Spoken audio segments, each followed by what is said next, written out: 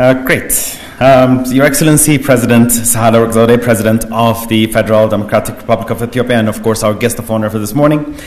Your Excellency, Dr. Abebe Haile Gabriel, Assistant Director General and Regional Representative for Africa for the Food and Agricultural Organization, the FAO of the United Nations. And Your Excellency, of course, Ato Umar Hussein, Minister of Agriculture of the Federal Democratic Republic of Ethiopia. Excellencies, Ministers, State Ministers, Ambassadors, Commissioners, representatives of partner organizations and the private sector, experts, speakers, panelists, moderators, and exhibitors, as well as members of the media, ladies and gentlemen, distinguished participants, invited guests, and participants joining us online and through different Ethiopian media outlets. Ladies and gentlemen, it's a great honor for me and also a privilege to welcome you to the National Agricultural Conference under the theme, Shaping Agriculture for Greater Impact. It is indeed a wonderful time for us to celebrate the huge strides we have made in the past few years in Ethiopia's agricultural productivity and production in practical terms laid by the new homegrown reform agenda since the past 4 years by aggressively tapping into our resources, shifting our focus, working in synergy, implementing our new approaches, and setting ambitious plans. Ladies and gentlemen, please, let's welcome our guest of honor, all participants, and these new beginnings for Ethiopian agriculture with a round of applause, please. Thank you so much. It's great to have you all here this morning and also joining us virtually to look at the best practices and the efforts of the reform in the past 4 years in Ethiopia's agriculture and to discuss the way forward, given the huge potential agriculture has towards bringing a positive impact on the Ethiopian economy, thereby improving the lives of our people.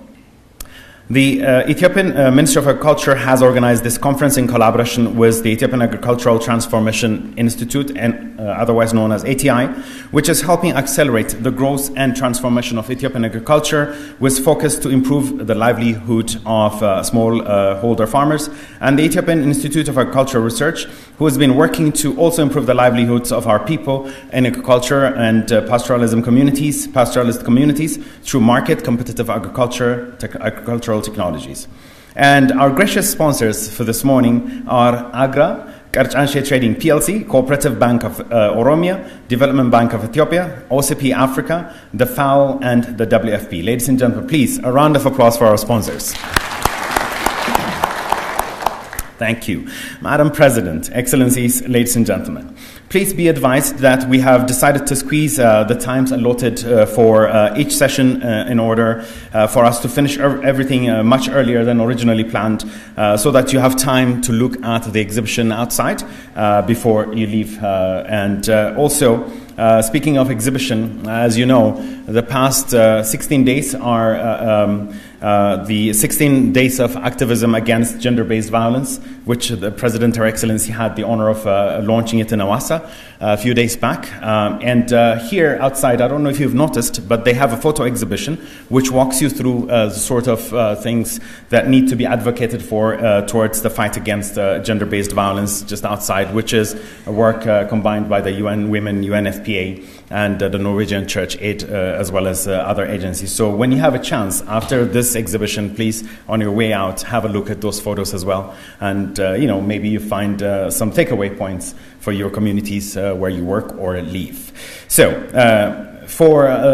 because of that adjustment in time, kindly please use your time as economically as possible to finish on the time allotted for your sessions. And to our international participants, please note that some of the presentations are going to be and speeches are going to be in the Ethiopian national language because we are live on different local media outlets, and we would like for the general public to follow this morning. But I will be interpreting in as much as I can through your headphones on channel 1 into English after speakers or simultaneously.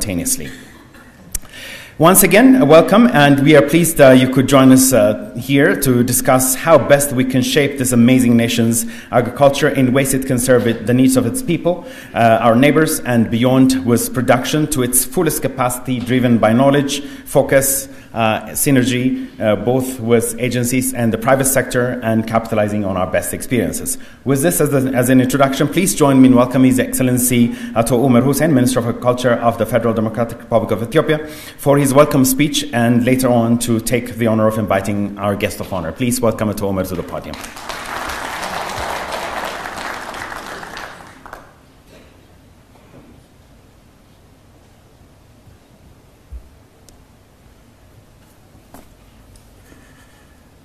እንዴት አደራችሁ የተከበሩ ሳህለወርቅ ዘውዴ የኢፌዴሪ ፕሬዝዳንት ክቡር ዶክተር አበበ ኃይለ ሚካኤል የተባበሩት መንግስታት የምግብና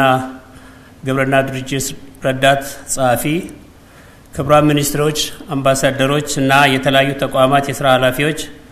ጥሪ የተደረገላችሁ እንግዶች ክቡራትና ክቡራን ከሁሉ አስቀድሜ የኢትዮጵያ ግብርናን ወደ ላቀ ደረጃ ለማሸጋገር እስካሁን የተደረጉ ጥረቶችና የተገኙ ውጤቶች ዙሪያ እንዲሁም በሂደት የነበሩ ክፍተቶችን እና በቀጣይ ርብርብ ሊደረግባቸው የሚገቡ ጉዳዮች ዙሪያ ለመወያየት በተዘጋጀው በዚህ ሀገር አቀፍ ኮንፈረንስ ላይ ጥሪያችንን አክብራችሁ ስለመጣችሁ በራሴና በግብርና ሚኒስቴር ስም እያመሰገንኩኝ እንኳን በሰላም መጣችሁ እላለሁ።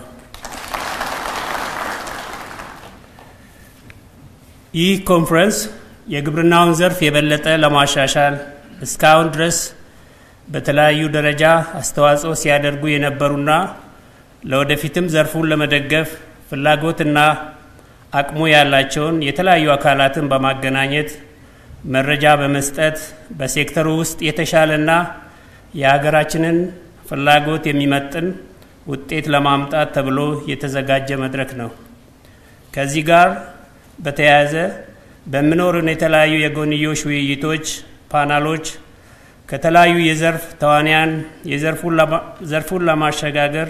የሚያግዙ ምክር ሀሳቦችን ከማግኘትም ባሻገር ለወደፊትም በጋራ ለመረባረብ የሚያስችሉን መደላድሎች እንፈጥራለን ብለን እናምናለን። ለዚህ ፕሮግራም በዚህ መንገድ አብሮ እንዲቀርብ አስተዋጽኦ የነበራችሁ የሴክተሩ ባለሙያዎች በተለያየ ደረጃ በገንዘብ ስፖንሰር በማድረግ በቴክኒክ እና በኤግዚቢሽን ምርትና አገልግሎታችሁን በማቅረብ ለፕሮግራሙ ድምቀት የሰጣችሁትን ሁሉ በድጋሜ በጣም አመሰግናችኋለሁ። በመቀጠል የዕለቱ የክብር እንግዳችን የተከበሩ የኢፌዴሪ ፕሬዝዳንት ሳህለወርቅ ዘውዴ መልእክት እንዲያስተላልፉና መድረኩን በንግግር እንዲከፍቱልን በአክብሮት ጋብዛለሁ። በአክብሮት ተቀበሉልኝ።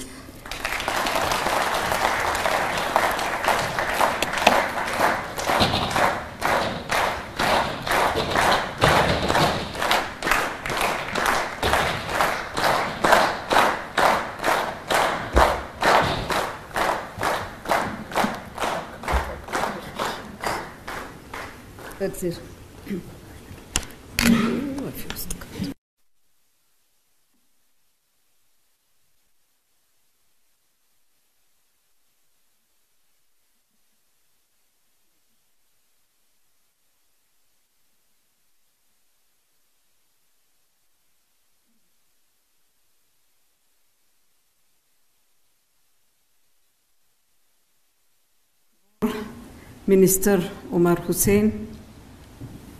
ክቡር ዶክተር አበበ ኃይለ ገብርኤል Assistant Secretary General እና የኤፍኦ Regional Representative,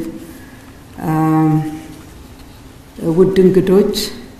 የዓለም አቀፍ ድርጅት ተወካዮች, invited stakeholders and heads of international organizations including the UN system, ክቡራትና ክቡራን፣ ሀገራችን ኢትዮጵያ 36 ሚሊዮን ሄክታር ለእርሻ የሚሆን መሬት ያላት ሲሆን ከዚህ ውስጥ በእርሻ የተሸፈነው መሬት 13.4 ሚሊዮን ሄክታር ብቻ ነው። መሬቱን አረስርሰው ምርት ሊያሳድጉ የሚችሉ ተፋሰሶች በበቂ ደረጃ ያሉበት ጎተራ ሞልቶ መትረፍ የሚችልበት ሀገራችን ተግባርና ውጤት ሳይገናኙ ቀርተው እርዳታ ተቀባይ ሆነን ኖረናል። የረሃብ ተምሳሌትም ሆነን ለብዙ ዘመናት መቆየታችን ይታወሳል። በዚህም የተነሳ የእርዳታ ተቀባይነታችን ለዘመናት ቆይቷል። እርዳታ በመሰረቱ ለገጠመው አስቸኳይ ችግር ከዚያ ለመወጣት ጊዜያዊ እፎይታ የሚሰጥ መሆኑ የታወቀ ቢሆንም ግልጽ ነው ይሄ። ይሁንና ሌላው እውነታ ደግሞ ከቆየ ከተቀባይነት ለመውጣት ያስቸግራል። ከዚህም አልፎ ለልዩ ልዩ ጫና ራስን ያጋልጣል። በምግብ እህል ራስን እስካልቻሉ የዜጎችን ሕይወት ለማቆየት ምጽዋት ፍለጋ አይኖች እስካማተሩ እጆች እስከተዘረጉ ድረስ ይህ ሁኔታ ከኛ ጋር የሚቆይ ይሆናል። ስለሆነም የምግብ ራሳችንን በምግብ ራሳችንን ከቻል የምንመገበው ያመረትነውን ከሆነ የሕዝባችንን መሰረታዊ ፍላጎት ማሟላት ብቻ ሳይሆን የአገርን ክብርን የምናስጠብቅበት ይሆናል። የግብርና ምርትና ምርታማነት ማደግ በእያንዳንዱ ዜጋ የስብዕና ግንባታ ላይ የራሱ አስተዋጽኦ አለው። ምግብ መመገብ ከጀመረበት ጊዜ አንስቶ የተመጣጠነ ምግብ አግኝቶ ያደገ ዜጋ በአካልም በአእምሮም የጠነከረ ለራሱም ለሀገርም የሚተርፍ ዜጋ ይሆናል። ይህ በተሟላ ሁኔታ ከተፈጸመ ደግሞ መቀንጨር ከቀረ ጉዳቱም አብሮ ይቀራል። ያን ጊዜ ጤናማ ጠንካራና ምርታማ ዜጎች ልናፈራ እንችላለን። ይህ ከሆነ ደግሞ አገራችንን ተባብረን ተደጋግፈን ተግባብተን ለሰው ልጅ ሕይወት ቅድሚያ ትኩረት ሰጥተን አገራችንን ልናሳድግ እንችላለን። ለሁሉ ነገር ዋስትና የሆነው ለሰው ልጅ ሁሉ በሕይወት የመኖር ቀዳሚ ምክንያት የሆነው ግብርና ዛሬ በዓለም ላይ የሚመረትበት መንገድ በእጅጉ ተቀይሯል። ሳይንስና ቴክኖሎጂ አጋር ሆኖም በእጅጉ የሚያግዙት ብዙ ሙያዎችና ባለሙያዎችም የሚሳተፉበት ዘርፍ ሆኗል። ጊዜው በትናንት መንገድ መጓዝን ፈጽሞ አይፈቅድም፣ ባለንበት መዳከር ይሆናልና የግብርና ዘርፍን ወደ 21ኛው ክፍለ ዘመን በእመርታ ልናስገባው ይገባል። ሀገር በቀልና የውጭ ተቋማት ይህ ደግሞ ተግባራዊ እንዲሆን ግለሰቦች የተለያዩ መንግስታዊ የሆኑና ያልሆኑ ሀገር በቀልና የውጭ ተቋማት የአርሶ አደሮች ማህበራት፣ የግብዓት አቅራቢዎች፣ በትራንስፖርት ዘርፍ የተሰማሩ የገንዘብ ድጋፍ የሚያደርጉ ተቋማት፣ ነጋዴዎች በጥቅሉ የሁሉንም ሰፊ ትብብር የሚጠይቅ ነው። የአንዱ መጉደል የሚያስከትለው ጉዳት ብዙ ሊሆን ይችላል። የማይበጠስ ሰንሰለት ነው መፍጠር ያለብን። እንዲህ ያሉ የሐሳብ ልውውጥ መድረኮችን በእጅጉ ጠቃሚ የሚሆኑት ለዚህ ነው። የዛሬ ስኬትን ማክበር አስፈላጊም ጠቃሚም ቢሆን ስለ ነገ የበለጠ ስኬት በትብብር ለመስራትም በእጅጉ ጠቃሚ ነውና የመገናኘታቸውን አጋጣሚ ለዚሁ ተግባር እንደምታውሉት ባለሙሉ ተስፋ ነኝ። የምትመክሩበት ትራንስፎርሚንግ አግሪካልቸር ሐሳብና መፍትሄው እንግዲህ በእንግሊዝኛ ነው እስካሁን ያለው አገር በቀል ቃል እንደምናገኝለት ተስፋ አደርጋለሁ። ሐሳብና መፍትሄው በተለይ ብዙ መሻሻል የሚጠይቀውን የሴት አርሶ አደሮችን ወይንም የአርሶ አደር ሚስቶችና ልጆቻቸውን ህይወት ሊቀየር የሚችል መሆኑን ሳስብ በጣም ደስታ ይሰማኛል። ሴቶች በተፈጥሮ ተሰጥቷቸው በመጠቀም በሚያከናውኑት ተግባር ላይ ሁሉ የዘመናዊ አሰራርና የባለሙያ ድጋፍ በጨመረ ቁጥር በአካልም በጤናም ረገድ የሚደርስባቸው ጉዳት ቀንሶ ምርታማነታቸው ጨምሮ ጓዳቸው በፈገግታ የተሞላ እንዲሆን ያደርጋል። ለሀገር መሰረት የሚሆነው ደስተኛ ቤተሰብ እንዲፈጠርም ምክንያት ይሆናል። የአየር ንብረት ለውጥ ፈተና በሆነበት በማደግ ላይ ያሉ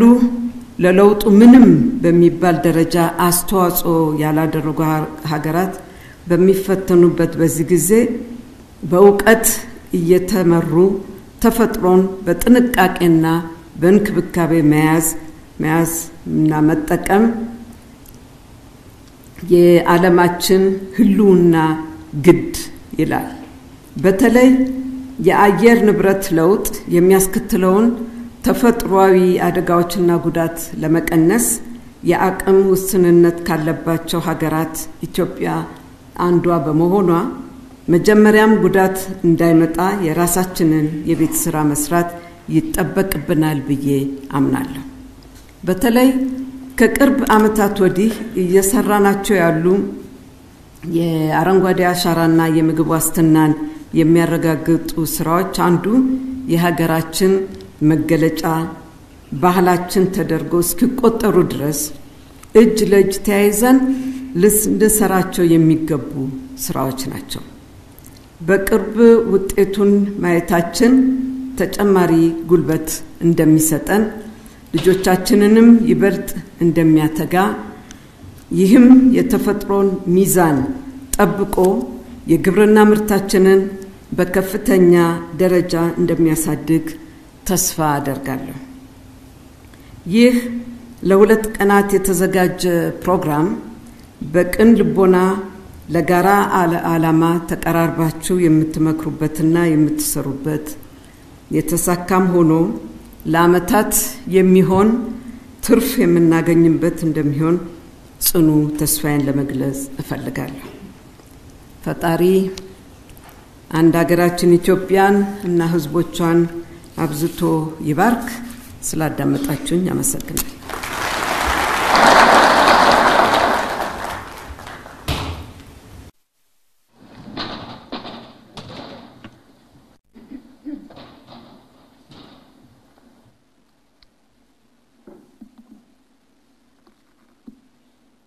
Thank you so much. You may be seated, please. Thank you.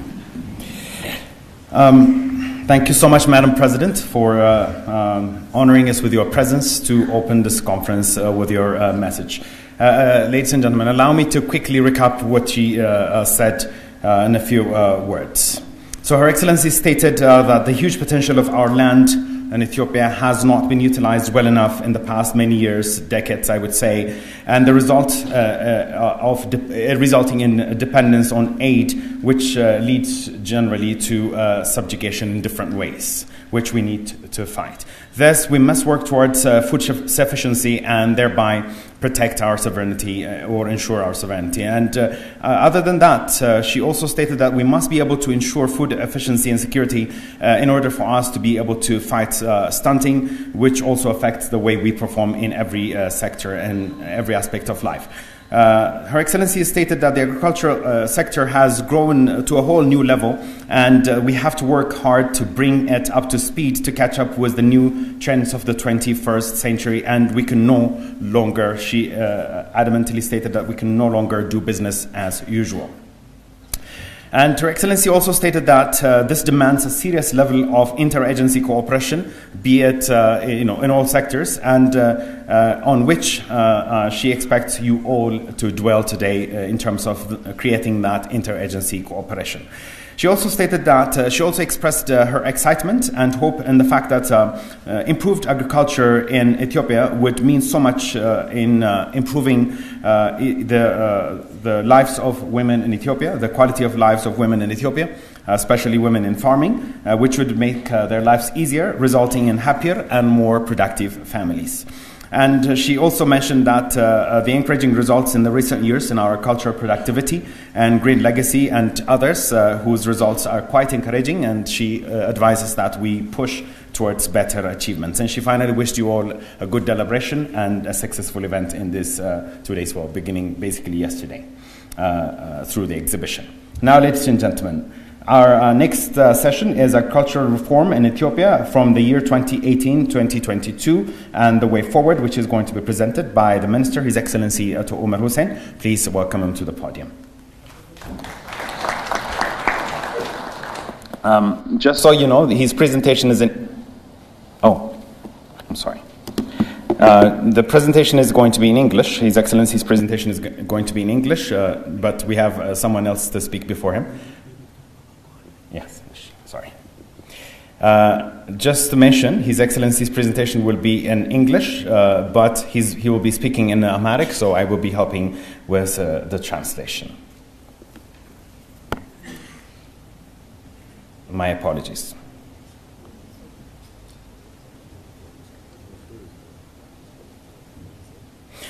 Okay, and up next, I would kindly ask for His Excellency Dr. Abebe Haile Gabriel, Assistant Director General and Regional Representative for Africa for the Food and Agriculture Organization of the UN, to make his remarks. Please welcome him to the podium.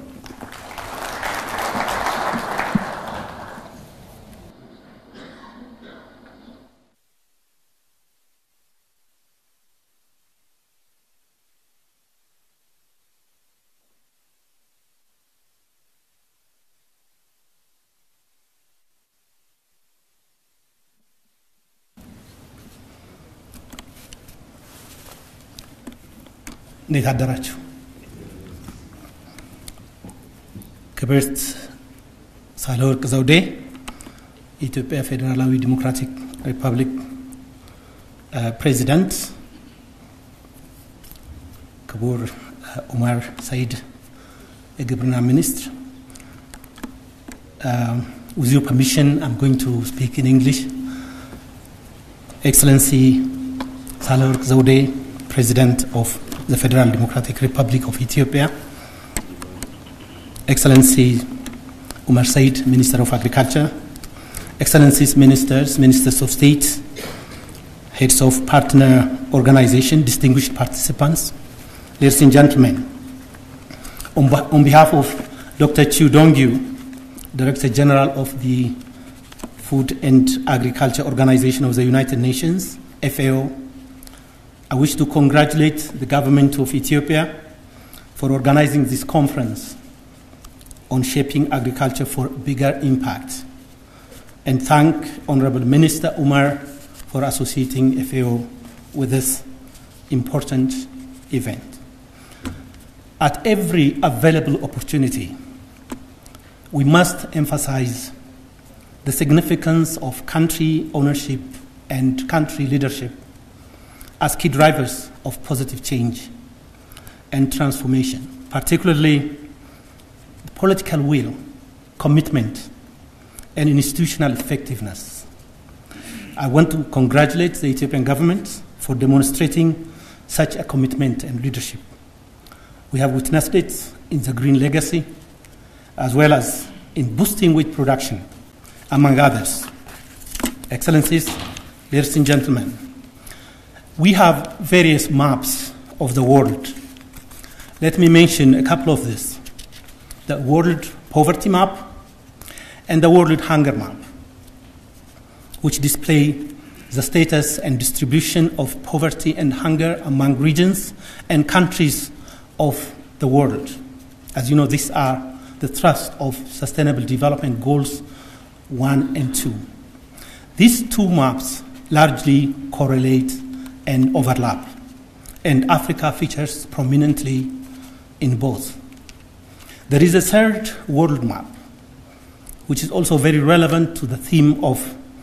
our conference today, a map of agricultural employment.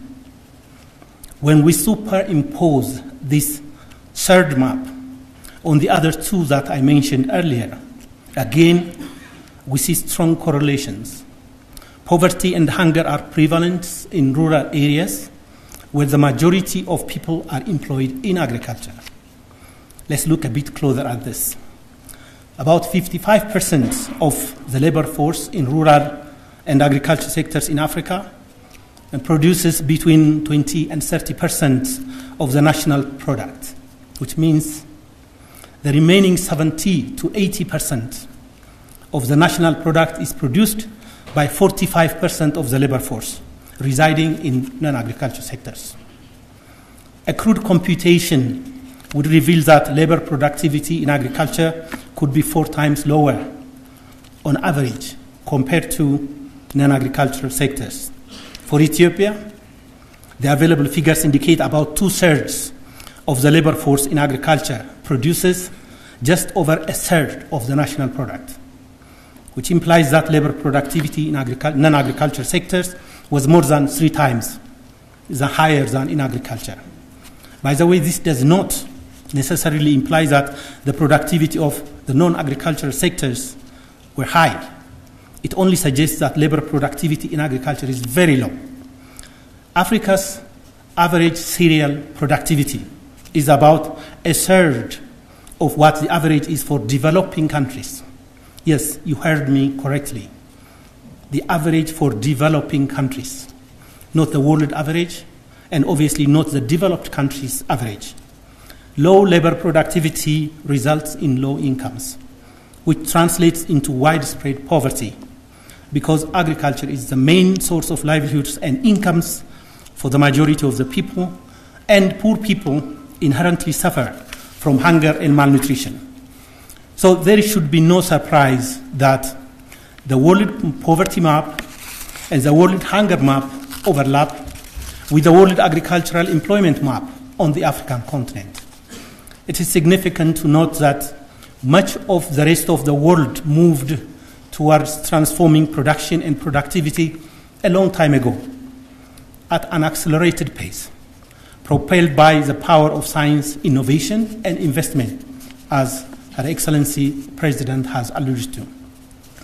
In Africa, on the other hand, we are stuck with the animal-drawn plow and handheld hoes and machetes. No wonder productivity cannot compete. With these basic tools, Africa cultivates an area of land that is double that of the European Union. Yet, many African countries are dependent on food imports. This huge and rising dependency, which in 2022 was estimated at about $56 billion US, has exposed livelihoods and economies to extreme levels of vulnerability to global economic, climate, and security shocks. This must change. It's encouraging to witness that countries such as Ethiopia are standing up to the challenge with the will and determination to say enough is enough on such a perilous dependence and the associated vulnerability, with the conviction that we can do more because we have what it takes. Collectively, we must support these efforts and facilitate opportunities for knowledge and experience sharing for scaling up among African countries. FAO provides technical platforms to facilitate such mutual sharing of knowledge and experiences, including through South-South and triangular cooperation. The agenda of agriculture and food systems transformation is too big, too strategic, and too comprehensive to be left to the fortunes of any one particular sector or actor alone. It requires multi-sectoral and multi-stakeholder engagement and collaboration. Agri-food systems are inherently unifying and synergizing. Agri-food systems is a trade agenda, an industrialization agenda, an energy and infrastructure agenda, a science, innovation, and technology agenda, a gender equality, health, and environmental agenda. Therefore, it's important that the agri-food system agenda is co-owned, not just in terms of provision of support, but by making it at the center of the work we all do. We cannot achieve this without breaking away from the business as usual. There are at least 3 steps that come to mind in this respect. The first is to be bold and provide unwavering support that the transformation effort requires, and equally to avoid any doubt on the imperatives of agri-food systems transformation. The second is to think and act big, because piecemeal and incremental approaches have not provided desirable and lasting solutions. Our efforts must match, if not exceed, the challenges we face. The third is to ensure that agri-food systems transformations bring value to efforts and investments. There should be incentives to motivate more effort and investments across the many sectors and actors this touches. Most importantly, agri-food systems should bring value to the farmers, the pastoralists, producers, the consumers, making them at the center of the agenda, the transformation agenda, along the whole value chain. In this respect, FAO commends the government of Ethiopia for putting in place a food systems governance structure for better coordination and multi-sectoral efforts towards a holistic food systems transformation. We look forward to its operationalization.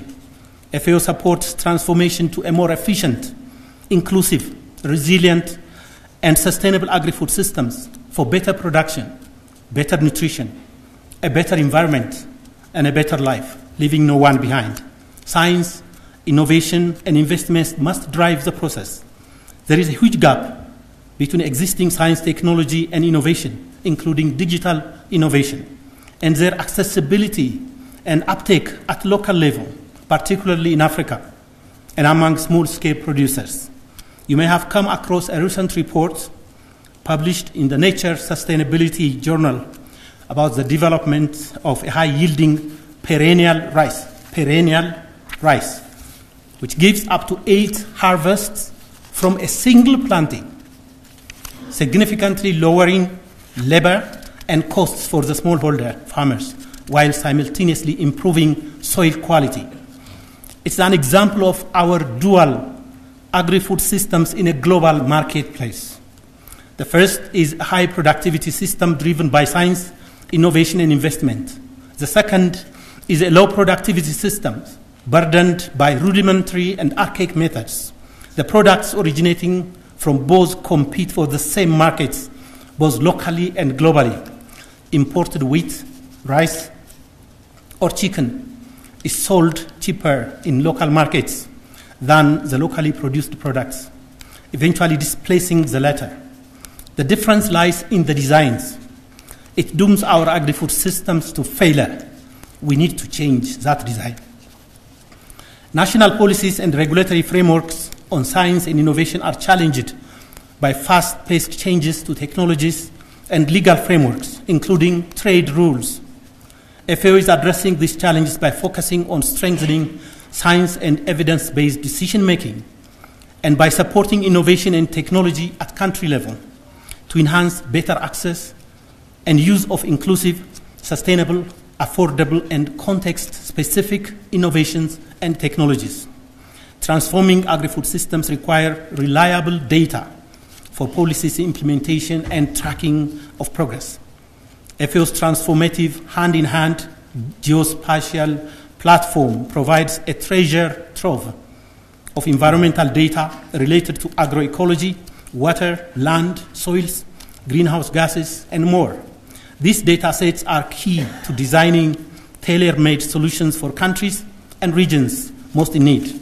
FAO is privileged to continue to be a trusted partner in Ethiopia, providing technical support in development of policies, strategies, and guidelines, such as the recently developed first ever national food-based dietary guidelines. I want to mention a couple of notable examples of ongoing collaboration between FAO and Ethiopia,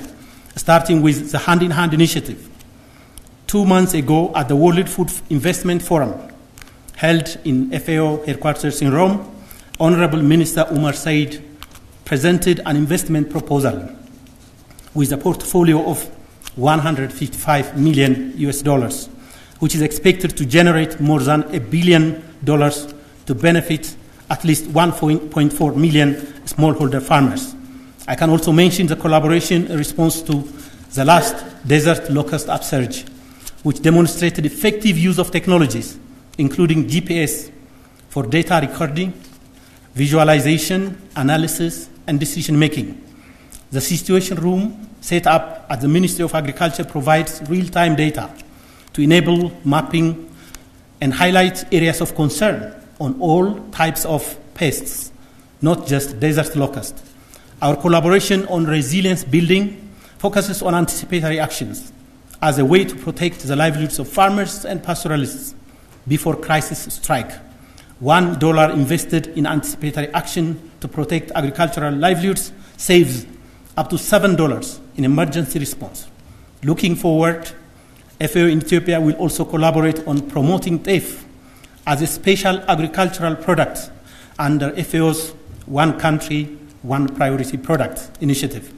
Teff has huge potential for the country and for the producers to benefit from enhanced production and global trade. You may recall the mental image I shared earlier of the farmer in Africa using hand tools and animal drawn plow. We must change this narrative about Africa's agriculture. Together, we can transform Africa's agri-food systems into a productive powerhouse. And I believe what we are witnessing in Ethiopia proves this to be correct. I wish us a successful conference. Thank you for your attention. አመሰግናለሁ።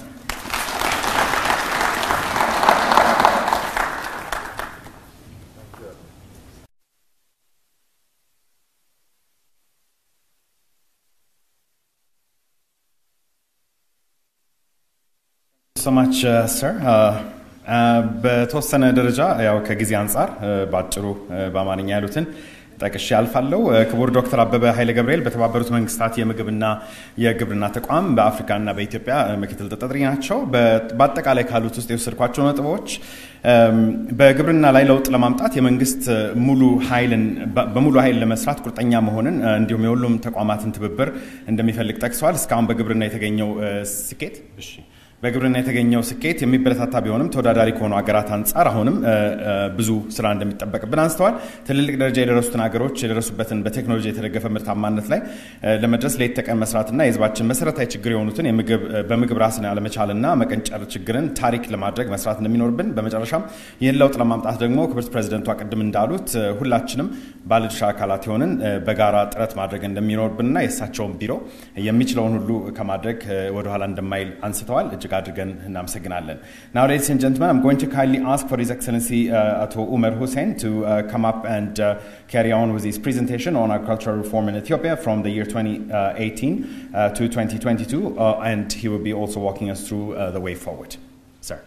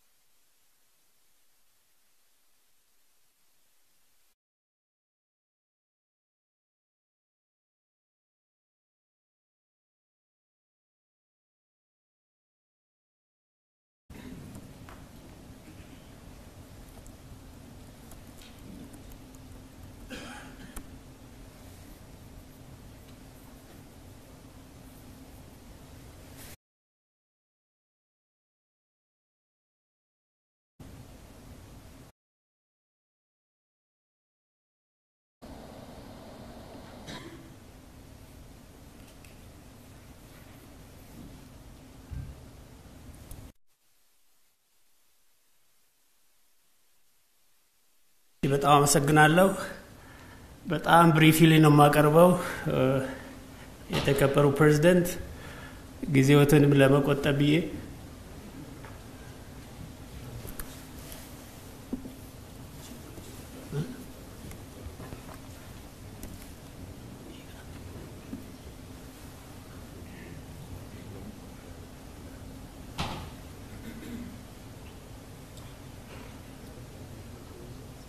አይ ቲንክ ቴክኒካል ሰዎች ብትረዱን ዲስፕሌይ በማድረግ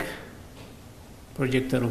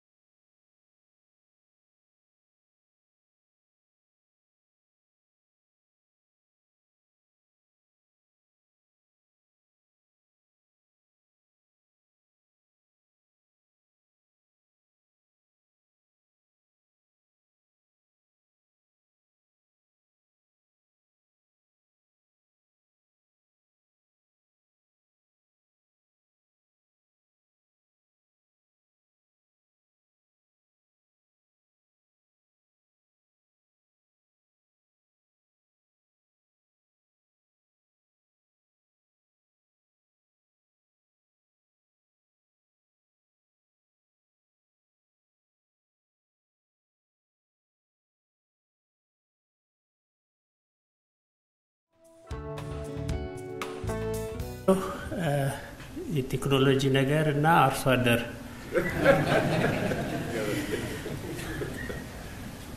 በጣም ብሪፍሊ ነው ማቀርበው ካለ ጊዜ አንፃር ሁለት ነገሮች ላይ ትኩረት አድርጌ ሶስት ነገር አንደኛ እስካሁን ድረስ ግብርናችን እንዴት ነው ሲጓዝ የነበረው አሁን ያሉበት እጥረቶች ምንድናቸው አብዛኛዎቹ በተከበሩ ፕሬዝዳንትና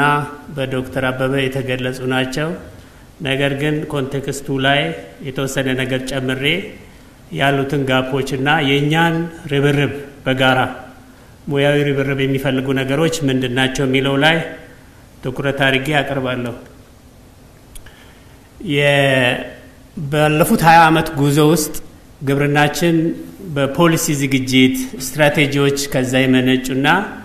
ከዛ የተቀረጹ ፕሮግራሞች ምን ይመስላሉ የሚለውን አይ ቲንክ ለማስተዋወስ ያክል እንጂ ወደ ኋላ ሄደን እነሱን እንትን ለማድረግ አይደለም ጥሩ የሆነ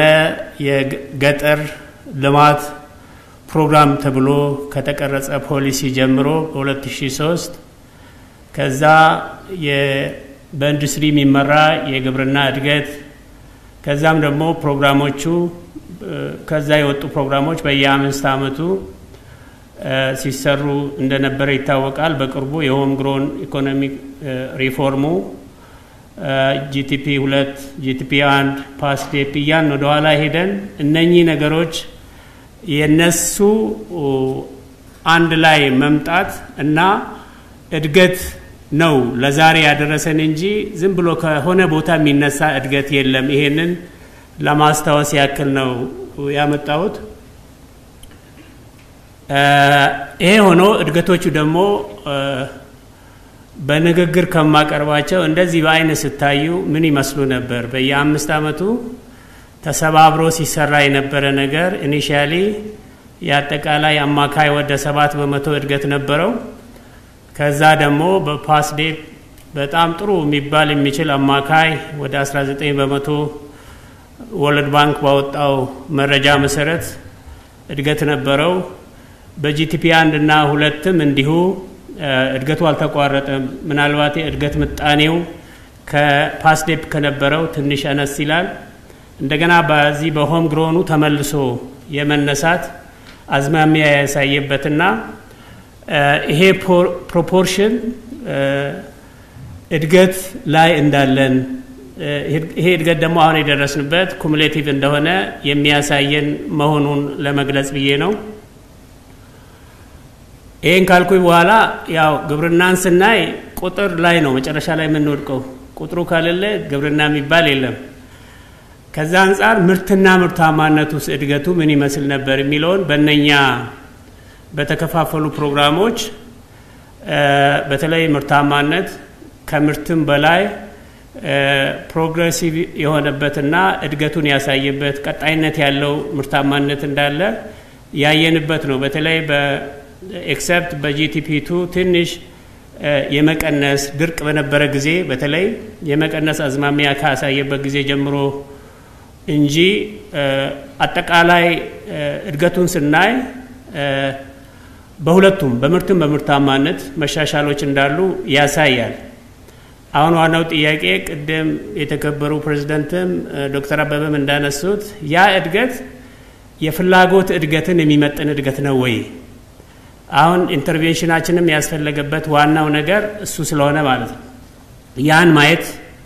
ያስፈልጋል ያን ካላየን በዚህ ልንጽናና የምንችልበት ሁኔታ ላይ አይደለንም ካለው የዓለም ተሞክሮና እኛ ካለንበት እድገት ምጣኔ አንፃር መጨረሻ ላይ አሁን ምርታማነት ምርት በተለይ ትንሽ ከምርታማነት በለጥ ብሎ የታየበት ምክንያት ትንሽ የመሬት ማስፋት ላይ ሁለት ጊዜ መስራት ላይ የተጀመሩ ነገሮች አሉ ለእርሻ ያልሆኑ መሬቶች የገቡ አሉ ያ የምርታማነትን ምጣኔ ብቻ ሳይሆን ምርቱን ትንሽ ከፍ እንድል አድርጎታል ያን ዲፈረንስ ለማሳየት የመጣ ነው በተለይ በዚህ በሆም ግሮን ናሽናል ኢኒሺዬቲቭ የተደረጉ ነገሮች ገፍቶ ያመጡት ነገር እንደሆነ ለማሳየት ነው ይሄም ሆኖ በተለይ በእድገት ሰንሰለት ላይ የግብርና ለውጥ ወይንም ትራንስፎርሜሽን ሪፎርም ሲታይ ዓለም ላይ ሊግባቡበት የሚችሉት እነኚህ 5 ፓዞች ናቸው እነኚህም ፓዞች መዝለልም አይቻልም ያሉበትንም ያለማወቅ ይጎዳል ከዚህ አንፃር የመጀመሪያው የግብርና ፓዝ ተብሎ የሚገለጸው ከእጅ ወደ አፍ የሆነ የአመራረት ዘይ ነው እሱ ገበያን አልመው አሁን ክላስተር ብለን ሌሎች ኢኒሺዬቲቮችን ወስደን ለገበያ አርሶ አደሩ የሚያመርትበት ሳይሆን ከዛ ውጭ የሚከድ የአመራረት ዘይ ነው ይሄ በብዛት ይመረታል ለምግብነት ይውላል ያም ሙሉ በሆነ መንገድ የሚሄድ ነገር አይደለም ፎከሱም ያለው የተወሰኑ ለምግብነት የሚውሉ ምርቶች ላይ ነው የሚሆነው ሁለተኛው ደግሞ ግብርና ትንሽ መንቀሳቀስ ጀምሯል የሚባለው ምርታማነቱ ሲጨምር የምርት አይነቱ ትንሽ ዳይቨርሲፋይ ሲሆን እና ትንሽ በሁሉ ምርቱ እንኳን ባይሆን በተወሰኑ ዋናዎቹ ምርቶች ላይ ለምግብነት ከሚያውለው በላይ ማምረት ሲቻልና ለገበያ ማቅረብ ሲችል እንደሆነ ያሳያል ሶስተኛው ግብርና በተለይ ለኢኮኖሚ እድገት ትልቅ አስተዋጽኦ ማድረግ የሚችልበት ደረጃ ነው ይሄ ትንሽ ሰርፕለስ ማምረት ላይ የሚገባበት ገበያን ብቻ አስበ ሳይሆን ከገበያ በላይ ብዙ ምርቶች ላይ ትርፍ ማምረት የሚቻልበት ነው የሚሆነው ቀጥሎ ያለው በተለይ የማክሮ ኢኮኖሚው ላይ አሁን የሰው ኃይሉን ይዞ ያለው ቀደም ዶክተር አበበ እንደሚናገረው ትልቁን የሰው ኃይል የሥራ ዕድል መፍጠር ላይ ቦታ የያዘው ግብርናው ነው ያ ሳይሆን ጥቂት ሰዎች ቴክኖሎጂን ተጠቅመው ሰፋ ያለ ምርት አብዛኛው የሰው ኃይል ከግብርና ወጥቶ ወደ ኢንዱስትሪ የሚሄድበት ስቴጅ ነው ይሄኛው ለማክሮ ኢኮኖሚው ትልቅ ኮንትሪቢዩሽን ኖሮት በሬት ግን ኢንዱስትሪው እና ሰርቪሱ ቴክ ኦቨር የሚያደርግበት ይያለም የሚሄድበት ነው ከዛ አንፃር አሁን ላልነው መድረክም አስፈላጊ የሆነው ያለንበትን ከረንትሊ በዚህ አካባቢ እንደሆነ መረዳት ነው agriculture as a contributor to growth የተወሰነ ያህል ያደርጋል ወደዛ ያደላል ነው ነገር ግን ከዚህ በላይ ማለፍና ወደ በተለይ ሌበሩ ከግብርናው ወጥቶ የተወሰነ ሌበር ይዞ ምርታማነቱ ጨምሮ መሄድበት ቦታ ላይ ማድረስ ይገባናል እነኚህም ፓዞች በደንብ በጥንቃቄና በእውቀት መምራት ካልቻል አሁን ባለንበት አገራዊ ፍላጎቱን ማሟላት እንደማንችል ለማሳየት ነው ይሄ ሆኖ በተለይ በሆም ግሮን ኢኮኖሚክ ሪፎርሙ ሶስት ነገሮች ላይ አጠቃላይ የማክሮ ኢኮኖሚ ሪፎርሙ ላይ የመዋቅር ሪፎርም ላይ እንደገና ደግሞ በሴክተር ስፔሲፊክ የሆኑ ግብርናንም ጨምሮ ሪፎርሞች አስቀምጠው በእነዚህ ፒላሮች ነው የተነሳው ዋናው እኔ ላሳያችሁ የፈለኩት ትኩረት ተሰጥቶት ባለፉት 4 አመታት በሴክተር ሪፎርም ውስጥ ግብርና አንድና በጣም ትኩረት የሚያገኝ አመራሩንም ትኩረት የሚያገኝ የፋይናንስ የኤክስፐርቲዝ ትኩረት እንዲያገኝ ተደርጎ እንደተመራ ለማሳየት ብቻ ነው otherwise እነዚህ ሪፎርሞች 6 ቅድሚያ ሊሰጣቸው የሚገባ የትኩረት አቅጣጫዎችን ለይቶ ነበር አሁን ስንሰራ ከነኚህ አይነት ፒላሮች ሳንወጣ ነው መስራት ያለብን እነኚህ ፒላሮች አንደኛ ምርታማነት ነው በኋላ በችግርና በጋፕ አነሳዋለሁ የግብርና አንዱና ዋነኛው እጥረት ምርታማነቱ በሚፈልገው ደረጃ አልመጣማው ነው ያየነው ግራፍ እድገትን የሚያሳይ ቢሆንም የግብርና ምርታማነት በቴክኖሎጂ አጠቃቀም እና በሌሎች የፋይናንስ አቅርቦትና ሌሎች ችግሮች ምክንያት በመንፈልገው ደረጃ አልሆነም የሚለው መያዝ አለበት እሱ ላይ በተለይ ምርታማነቱን ለመጨመር ተክተን እየሰራን ነው አሁንም ከዚህ በላይ መሄድ ይተበቅብናል ሁለተኛው የመሬት አጠቃቀም ላይ ያለው ነገር ነው በህገ መንግስቱ በመሬት ዙሪያ የተቀመጡት ነገሮች ያን የህገ መንግስት መብት እስከሚያገኙ ድረስ መሬትን የትኛው መሬት ለየትኛው እንጠቀም ሌሎች ከዛ በመለስ ያሉት በተለይ እንደ ኮንትራክት ፋርሚንግ እና ዕውቀትና ቴክኖሎጂ ያለው ሰው ወደ መሬቱ መጥቶ ከአርሶ አደሩ ጋር የመሬቱን ምርታማነት የሚጨምርበት ስርዓት እና ሊዝ ህጎችን በማዘጋጀት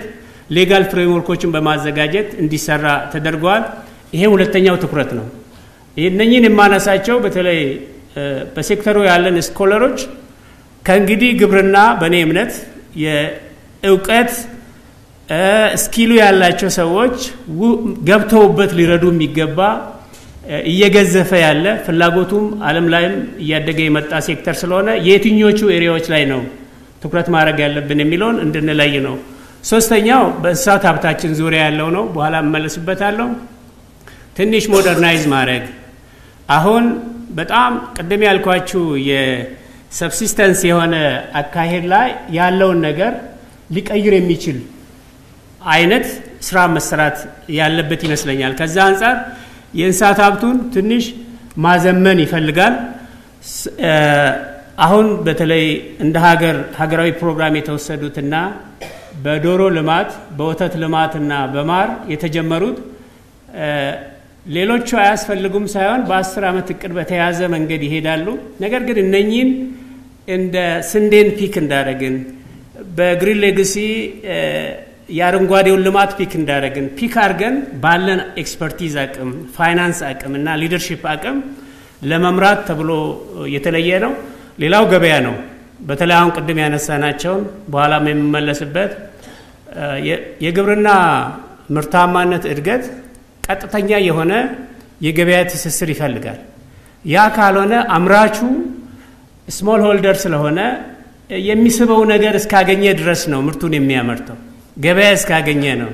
ይሄን በደንብ መስራት እንዳለብንና በተለይ ህብረት ስራ ማህበራት ይሄንን በማሳለጥ ትልቅ ስራ ነው እየሰሩ ያሉት ይሄንን ማጠናከር ይፈልጋል ሌላው የግሉ ሴክተር ተሳትፎ ነው አሁን ያው ይታወቃል እንደ ቢዝነስ ሪስክ ያለበት ቢዝነስ ነው የግብርና ስራ በቀላሉ የሚገባበት አይደለም የኤንቫይሮንመንት ፈተና አለበት ዝናብን ጠብቆ በማምረት የግሉን ባለሀብት የሚስብ ሴክተር አይደለም ነገር ግን እንደ ትኩረት ይዘን ኢንከሬጅ የሚያደርጉ በተለይ በሜካናይዜሽን ላይ ትልቅ የታክስ እፎይታ እየተሰጠው ሰው እንዲገባ የማድረግ ሰርቪሱ ላይ እንዲገባ የማድረግ ስራዎች እየተሰሩ ነው ያሉት ያ እንግዲህ በእንትንም ታይቷል በኤግዚቢሽኑም ላይ ትላንት ስናይ ነበር ብዙ የፈጠራ ስራዎች ግብርናውን ዲጂታይዝ ለማድረግና ከቴክኖሎጂ ጋር ለማያያዝ እየተሰሩ እንደሆነ መጨረሻ ላይ ወሳኙ የመጨረሻ ያልሆነ የግብርና ፋይናንስ ነው አሁን ፓርትነሮቻችን ፋይናንስ ያደርጋሉ ባንኮች እየገቡበት ነው ትሪሾልድ ተቀምጦላቸው የግሉ ሴክተር እንደዛ ነው መንግስት በጀት የሚመድበው በጀት ላይ ትኩረት እየሰጠ መስኖው ላይ በተለይ እየሄደ ነው ያለው ሴክተሩን ፋይናንስ ካላረግን አሁን ደግሞ በፋይናንሻል ኢንክሉዥን በተለይ በብሔራዊ ባንክ ኮላተራል ሳያስፈልግ ያለውን ተንቀሳቃሽ ንብረትም ጭምር አሲዞ አርሶ አደሩ አርብቶ አደሩ እንዲበደር የማድረግ ሞዳሊቲዎች እና ሁሉንም የእምነት አይነቶች ለምሳሌ የኢስላሚክ ባንኪንግ ላይ ያሉት ኢንክሉሲቭ የሆኑ ነገሮች መጨመራቸው ኢንከሬጅ እያረጉ እንደሆነ ያሳያል ማለት ነው እነኚህ ትኩረት ኤሪያዎች ናቸው ይሄም ብዬ ምንድነው በ10 አመት ያስቀመጥ ነው የነበረው ነገር በጣም አምቢሺየስ የሆነ ቁጥር ነው በተለይ በሰብሉ ምርት ላይ ካለንበት ወደ 70% እንጨምር በሚቀጥሉት 10 አመት የሚል ነበር የተቀመጠው ይሄ እንግዲህ በጣም ትንሽ ወጠር ብለን ከሰራን የሚመጣ እንጂ አሁን ባለው ሁኔታ ብቻ የሚመጣ አይደለም በተለይ በሰብሉ የ83% በሆርቲካልቸር ሴክተር እስከ 45% ቡና ላይ ምርታማነታችን በጣም ዝቅ ያለ ነው ይሄንን ከፍ የሚያደርግ ወደ 133% አክቹአሊ አሁን እየሄንበት ያለ ነው ፔስ ያ መድረስ እንደምንችል ያሳያል ቡና ላይ በኋላ ቁጥሮቹን አነሳለሁ እና በሌሎችም ለአብነት ነው ይሄን ያነሳውት ሀገራችን ከግብርናው ሴክተር የምትፈልገውን ለመድረስ እነኚህን መመረት እንዳለባቸው ያሳያል በተመሳሳይ በእንስሳት ሀብቱም ላይ በወተት ልማት እንደገና በስጋ በማር በአሳና እንዲሁም በዶሮ ስጋ ልማት በጣም አምቢሽየስ የሆኑ ቁጥሮች ይሄ ማይደረስ አይደለም ፖቴንሻል ታይቷል በጣም ትልቅ ሪግሬሽን ተሰርቶ በባለሙያ ተሳትፎ እየተሰራ ነው ስለዚህ አብሮ መምጣትና መወያየት ዋና አላማው እነኚህ ታርጌቶች የኛን ትንሽ ኢንተርቬንሽን የሙያዊ ድጋፍ ይፈልጋሉ የሚል ለማሳየት ነው ይሄም ሆኖ በ10 አመት እቅዱ ባስቀመጥነው አካሄድ ብቻ ዓለም ላይ እየሆነ ያለውን የምግብ ክራይስ ቀደም ዶክተር አበበ ገልጾታል ዲቴል እና ሎካሊ ያለብንንም ችግር ልንቋቋም አንችልምና የተወሰኑትን በሀገራዊ ፕሮግራም እንያዛቸው በሀገራዊ ፕሮግራም የምንይዛቸው 3 ትኩረት ስለሚያስፈልጋቸው ነው አንደኛ የአመራሩ ትኩረት ሁለተኛ ደግሞ የፋይናንስ አቅርቦት ትኩረት ሶስተኛ የባለሙያ ቴክኒካል ሰፖርት ትኩረት እነኚህ ሶስቱን ነጥሎ የሚያገኙ አይነት የ10 ሀገራዊ ፕሮግራሞች በሚቀጥሉት 10 አመት ብለን የነበረውን 10 አመት እቅድ ሰፕሊመንት የሚያደርግ ነገር አዘጋጅተናል ማለት ነው ከዚህ አንፃር በስንዴ ምርት ላይ አሁን የተጀመረው ማሳያ ሊሆን ይችላል እንዲሁም ደግሞ በዘይት ምርቶች በሩዝ ግሪን ሌጋሲ በአትክልትና ፍራፍሬ ቡና እና የዶሮ እና የወተት ምርት ላይ እንዲሁም ስጋ ላይም ይሄን ብለን ደግሞ አስቻይ ሁኔታ ሊሆኑ የሚችሉትን 10ኛ አድርገን እነኚህን 10 ነገሮች ከ10 አመቱ እቅድ ኤክስትራክት አድርገን አውጥተን እየሰራንባቸው መሆኑን ለመግለጽ ነው እንግዲህ ባለሙያዎቹንም ዲማንድ ስናደርግ ፋይናንሻል ሰፖርት ከፓርትነሮቻችን ስንጠይቅ ሙያዊ ድጋፍ ስንጠይቅ የቱ ጋር እንደምንጠይቅ አውቀን ነው የምንጠይቀው ማለት ነው ይሄ እንድታወቅ ያስፈልጋል ይሄ ሆኖ እነኚህ 10ዎቹ 5 ኤሪያ ላይ ነው ትኩረት የሚያደርጉት አንደኛው ትንሽ ፎከስ አድርገን ለመስራት እንዲረዳን ብለን ነው በተለይ ፎከሱ ከአራት ዓላማዎችን ነው የሚይዘው አንዱ ዋናው አሁን የምግብ ሴኩሪቲ ብቻ ሳይሆን የኒውትሪሽን ሴኩሪቲንም ጨምረን መስራት አለብን ቀደም የተከበረው ፕሬዝዳንት ያቀረቡት የመቀጨጭ ኢሹዎች መጀመሪያ ላይ ማኔጅ ያላረግናቸው ስለ ኒውትሪሽን ቀድመን ያላሰብን ነገር በኋላ ላይ ሊመጣ ይችላል ሌላ የፊዚካል እድገቱ ላይ ለውጥ ሊመጣ ይችላል ግን አንድ አእምሮ ላይ የመጣ ጉዳት ሊቀየር አይችልም ይሄ ሊቀየር የሚችል ኢምፖርትን የሚያስቀር ኤክስፖርትን የሚያጠናክርና በተለይ የሥራ ዕድል ፈጠራ በግብርናው ሴክተር የሚያጠናክር እንዲሆን እና ቅድም ያልኳችሁ ሶስቱን አቴንሽኖች እንዲያገኝ ማድረግ ነው ሁለተኛው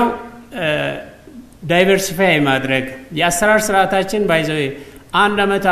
ክረምት ላይ አምርተን ለሚቀጥለው ክረምት መጠበቅ ነበር ያም ባህል መቀየር ሁለት ሶስቴ ኢንተርቪው ማድረግ አሁን ህብረተሰቡ እንደሚጠቀም ሲያይ ማድረግ እንደሚችል አይተናል ያንን የማስቀጠል ከዛ በላይ ደግሞ ይሄ ግንኙነት ስርዓታችንን ሲምለስ ማድረግና ሲነርጂ መጨመር ይሄ ወደ ጎን ከሚኒስትሮች ጋራ ወደ ታች ካሉን መዋቅሮች ጋራ እንደገና ደግሞ ከላይ ያሉ አመራሮች አሁን የተከበሩ ፕሬዝዳንት የግብርና ሴክተር መድረኮች ላይ ጠርተን ቀርቶ አያውቁም በዚህ አጋጣሚ እንድታመሰግኑልኝ ይፈልጋለሁ ዋናው ነገር የአመራር ትኩረት ማለት ምን ያህል ሴክተሩ አስፈላጊ እንደሆነ ለህብረተሰቡ እንደሚጠቅም በመገንዘብ ሲነርጂ መፍጠር ነው ሌላው ኮሚትመንት ነው ቅድም ያልኳችሁ ከሊደርሺፑ ጀምሮ ክቡር ጠቅላይ ሚኒስትሩ ሳይቀር ኦን አድርጎት ነው አብዛኛው ነገር ያዙት እና ሌሎች ኢንቲግሬሽኖችን ደግሞ መስራት በላይፍ ስቶኩ በክሮፑ ምናመርተው ለላይፍ ስቶኩ መኖ የሚሆንበትን እነኚህን አይነት ኢንቲግሬሽኖች በሙያ የመስራት ስራ ነው የሚሆነው በጣም ብሪፍሊ አሁን በእጃችን ያሉ ሰክሰሶች ምንድናቸው ስንዴን ኢኒሼት አድርገናል ያረንጓዴ አሻራ አለ ከኦይል ሲድስ ደግሞ አንድ ብቻ ፒክ አድርገን ሶያቢን ላይ የመጡትን ሊፖች ቡና ላይ ሜካናይዜሽን ላይ ፖሊሲ ላይና ኢንተርሚኒስትሪያል ደግሞ እንዴት ነው ኮኔክትድ ሆነን እየሰራን ያለነው የሚለውን በጣም ብሪፍሊ ለማቅረብ ሞክራለሁ ስንዴ ላይ ብዙ አይደለም ብዙ መድረኮች ላይ ስላነሳው ዋናው ነገር የዛሬ 4 አመት ስናቅድ ኢምፖርቱን እናቆማለን ዝም ብለን አይደለም ያለው ተጠንቶ የሚያስቆም አይነት ፖቴንሻል እንዳለ ከለየም በኋላ ነው ዘንድሮ ላይ ያ የነበረው ጋብ ሰፊ ጋብ እንዲጠብና በተወሰነ ደረጃም ከሎካል ኮንሰምፕሽኑ ሊተርፍ የሚችል ነገር ማምረት እንደምንችል ማየት ይችላል እሱ ብቻ አይደለም ኢምፖርት የምናደርገው ማስቀረትም እንደ ትልቅ ድል የሚታይ ነው እኔ ከዚህ እንደ ሌሰን የወሰነው ሁሉ ነገር አት ታይም ከመግፋት ባለን አቅም ልክ ነገሮችን ፒክ አድርገን ስንሰራ ምን መምጣት እንደሚቻል ያሳየን ነው ሂደቱ ላይ ስንዴ ላይ ስንጀምር ሶስት ነገሮችን አቴንሽን ሰጥተን ነው አንደኛው የሚመረትበትን ኤሪያ ማየት ማውራው የስንዴ ምርት 4 ሶርሶች ቢኖሩትም አሁን በበጋ በመስኖ ሚላማውን ብቻ ነው የመህሩን ትቼ አንደኛ በመናመርተው ኤሪያ ሁለተኛ ደግሞ ምርታማነቱን ሶስተኛ ደግሞ ምርቱን ራሱ ቮሊዩሙ ማለት ነው የትኛው ሳይት ውሃ ካለበት ነው መጀመሪያ ያለበት አቅሙ ካለው ነው መጀመሪያ የምትችለውና እነኚህን ለይተን በአራቱ አመት ሂደት ውስጥ አንደኛ በኤሪያም በሚለማበት ሳይትም በጣም ሰፊ መጨረሻ ላይ አሁን የምታዩት አይነት ቦታዎች ላይ ደርሰናል ኦልሞስት ሁሉም ክልሎች የሚሳተፉበት ምርት ሆነዋል በምርታማነትም ከነበረው ወደ 40 በአማካይ የተጠጋ እንትን ደርሰናል ከዛ በላይ የሚወጣበት አለ እዚህ ላይ ትኩረት መስጠት ያለብንና የሙያዊ ድጋፍ የፕራይቬት ሴክተሩን ኢንተርቬንሽን የሚፈልገው ደግሞ አሁን በፈሮ እንደምናመርተው መቀጠል አንችልም በኋላ ላይ ተቆይቶ የሳሊኒቲና ሌሎች ችግሮች ሊገጥሙን ይችላሉ የአፈር ጨዋማነት እና ሌሎች ነገሮች ከመምጣታቸው በፊት ቴክኖሎጂውን የማሻሻል ስራ ኢንፍራስትራክቸሩ ላይ መስራት አለብን የሚል አለን ሌላ የግሪን ሌጋሲ ላይ ብዙ አይደለም በጣም ትልቅ ተሳትፎ ነው የነበረው ወደ 25 ቢሊዮን አካባቢ ነው 52% የሚሆኑት ኤክስፖርት የሚሆኑና በሆርቲካልቸር ካቴጎሪ ያሉ ናቸው 48% የሚሆኑት አካባቢ በደህንነት ካቴጎራይዝ የሚደረጉ ናቸው በዚህ ሂደት ከ760 ሺህ በላይ የሥራ ዕድል ሊፈጠር ችሏል ከ20 ሚሊዮን ህዝብ በላይ በየአመቱ ሞቢላይዝ ማድረግ ተችሏል እዚህ ላይ ያገኘነው ትልቁ ለውጥ ለሰው የመከራከሪያ ነጥቡ የተተከለ ችግኝ ቁጥር ሊሆን ይችላል ግን ከዛ በላይ ህብረተሰቡ ላይ የመጣው የባህሪ ለውጥ በደንብ ሊታይ ይገባል በጋራ ህዝብን የሚጠቅሙ ነገሮች ላይ ሰዎች መሰባሰብ እንደሚችሉ ያየንበት ነውና ይሄ እንደ አንድ ምናይ እንደ ትልቅም ሰክሰስ መሰረት የጣልንበትና ቅድም በንግግሮች እንደተነሱት ኢትዮጵያ ይሄን ካስቀጠለች ለራሷም ለሌላም የምትተርፍበት ስራ እየሰራች መሆኑን ማሳያ ነው የሚሆነው ከዛ ውስጥ የሙዝ የአቮካዶ ፓፓያና በተለይ ባምቡ ፎከስ ያደረግንባቸው ናቸው ምክንያት አለ ለነዚህ የባምቡ ምርት በአፍሪካ ከ67 በመቶ የሚሆን አቅም ኢትዮጵያ ውስጥ አለ ይሄን አቅም በደንብ እንትን ማድረግ ከቻልን ወደ ኢንዱስትሪያል አይነት ሁኔታ ሊወስደን የሚችል እንደሆነ አቮካዶ ኢትዮጵያ ባላት ክላይሜት እድል የአየር ንብረቷ ራውንድ ዘይር ሊመረትበት የሚችልበት አገር ሆኖ ነው ያገኘነው ከሌላው ይሄ ከሆነ በተለይ ፍሬሽ አቮካዶን ኤክስፖርት ለማድረግ የሚያስችል ስራ መስራት እንደሚቻል አይተናል በሙዝ በክላስተር የጀመርነው ስራ አሁን እያፈራ ነው ያለው ከመጪ ዓመት ጀምሮ ወደ ውጤት የሚገባ ነው እዚህ ላይ የገበያ ሰንሰለትና በተለይ መሰረተ ልማቱ ላይ መስራት ያስፈልጋል እነኚህ እንደ ጤፍ ቀላ እንደ ጤፍ ወይንም ስንዴ በስቶር አስቀምጠን ሊቆዩልን የሚችሉ አይደለም ፐሪሸብል ስለሆኑ ከወዲሁ ማሰብና የሚያስፈልጋቸውን ስቴክሆልደሮች ማሳተፍ ያስፈልጋል ይሄ እንግዲህ በአረንጓዴ አሻራ ውስጥ ህፃናትን መገንባት አንድ በትምህርት ነው ሁለት በተግባር ነው ከህፃን እስከ አዋቂ ከማንኛውም ህብረተሰብ ክፍል ሰው ሞቢላይዝ ተደርጎ በትንሽ ቅስቀሳ ይሄን ስራ ይሰራበት ነውና ከዛ አንፃር አይ ቲንክ በቀጣይ ለሰል ሊወሰድበት ይችላል ከቅባት እህሎች ሶያቢንን የወሰንበት እንዳልኳችሁ ሁሉን የቅባት እህል ዝርዝር ብንይዝ አንገፋም አቅምም ፋይናንሻል ሌሎች ሰፖርቶችም የሉንም አሁን ግን በሶያቢን የተጀመረው ጥሩ እንደምታዩት ትሬንዱ ከፍ ያለ የሄደበት በመሬትም በምርታማነትም በምርትም እያደገ የመጣበትና በተለይ ባለፈው አመት አማራ ክልል ላይ የተሰራው የሶያቢን ምርት ትልቅ ሊፕ ያገኘንበትና ሌሎች ጋር በቀላሉ ማስፋፋት እንደምንችል ያየንበት ነው ሌላው የቡና ላይ የተሰሩ ስራዎች ናቸው ቡና ያው በኢትዮጵያ ኤክስፖርት ታሪክ ውስጥ ለብዙ አመታት ተዘፍኖለታል ያልተባለ ነገር የለም ምናልባትም ብቸኛው ምርት ሆኖ እስኪቀርብ ድረስ ማለት ነው ግን ይሄ እስካሁን አንጥቶናል ከዚህ በላይ ግን ብዙ አይወስደንም አንደኛ ቡናውንም አሁን በመናመርተው አይነት በጥላ ብቻ ይዘን የሚመረትበት ሁኔታ አያስኬደንም በዚህ ምክንያት ከ1.4 ቢሊዮን ችግኞች በላይ ባለፉት 4 አመታት አዲስ ቡና እኛ ያዝነው ቡና ያረጀ እና በጉንደላ ያካካስን የምንሄደው ነው አዲስ ኢንትሮዲዩስ ማድረግ አለብን ብለን ከ1.4 ቢሊዮን ችግኞች በላይ በክላስተር እንዲተከሉ በላርጅ ስኬል እንዲሄድ አድርገናል አይ ቲንክ አሁን ባለው ሁኔታ እየከፈለንም ነው የፋይናንስ አቅርቦቱ ላይ በተወሰነ ደረጃ ተሰርቷል ብድር እንዲያገኙ የማድረግ ፕሮሞሽን የመስራት ስራዎች ስለተሰሩ አሁን በካፕ ኦፍ ኤክሰለንስ ኢትዮጵያ ላለፉት 2-3 አመታት ትልቅ የቡና ጣዕም ማዕከል ሆና ተገኝታለች በዚህም በጣም ከፍ ያለ ቁጥር 1 ኪሎ እስኪሸጥ ድረስ የደረስንበት ነው ይሄ የሀገራችንን ሀብት ፕሮሞት ማድረግ ግን ያለውን ብቻ ፕሮሞት ማድረግ የዓለምን ገበያ መድረስ አይሆንም ለኛም የሚከፍለን ነገር አሁን የኤክስፖርት ጂዲፒ ሬሽያችን ያነሰ ነው በዚህ መሄድ አይችልም ስለዚህ ኤክስፖርት የምናደርገው የግብርና ምርት ማስፋት ያለውንም ደግሞ ቨርቲካሊ መጨመር እንዳለብን ታስቦ ከተሰሩትና ጥሩ ውጤት የመጣበት ሴክተር ነው እውነት ለመናገር በአንድ አመት ከ$500 ሚሊዮን $500 ቢሊዮን በላይ ያገኘንበት 900 ሚሊዮን አካባቢ ነበር የቡና ኤክስፖርት በአንድ አመት 1.42 ቢሊዮን አሁን ደግሞ ከ2 ቢሊዮን በላይ እቅድ የተያዘበትና በእቅዱ መሰረት እየሄደ ያለ አንድ ትልቅ ስራ ነው ይሄን ይዘን መሄድ ይፈልጋል ነገር ግን ቫራይቲው ላይ ምርምሩ ላይ ማአት መደገፍ ያለባቸው ስራዎች አሉ